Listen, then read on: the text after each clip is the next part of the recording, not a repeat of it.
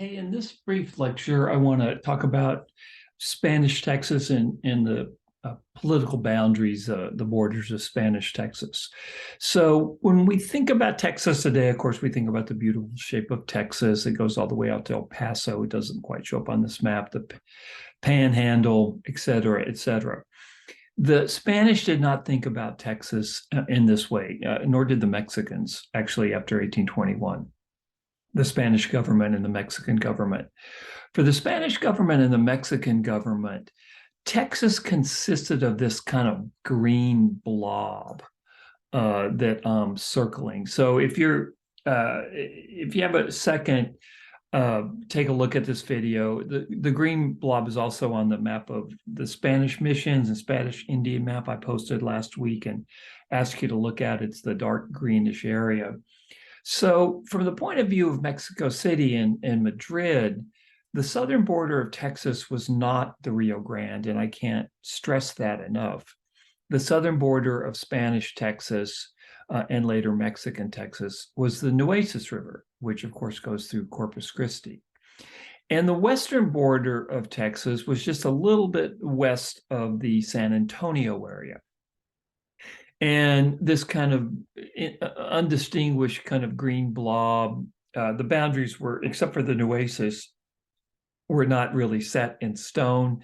And in some respects, this just is another indication of how little the Spanish thought about Spanish Texas and just basically what a headache it was for them.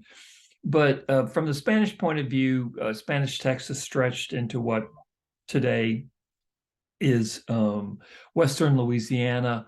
Of course, today the eastern border of Texas is the Sabine River, and I'll talk about how that came to be in a different lecture.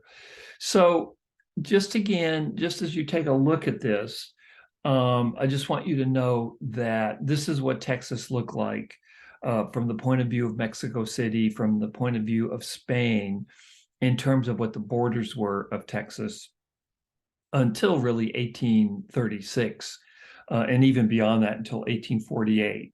It wasn't the big, beautiful shape of Texas that we have today. It was a much smaller area. And just real briefly, so what's West Texas now, the western part of Texas, it was considered the Mexican province or the Spanish province, later the Mexican state of Coahuila. If you go a little bit further west, it's part of Chihuahua. And then what's now South Texas was considered part of the Spanish and later Mexican territory, Nuevo Santander.